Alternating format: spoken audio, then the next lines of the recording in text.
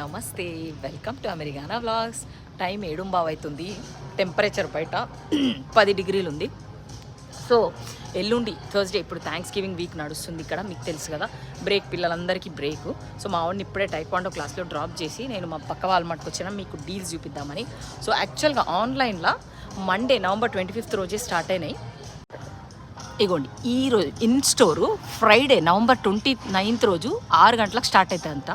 ఇగో చూడండి, ఈ లగేజ్ ఇది చాలా బాగుంది. Made in Cambodia 20 inch carry on luggage. China కాదు, యూజువలీ చైనా ఉంటాయి కదా.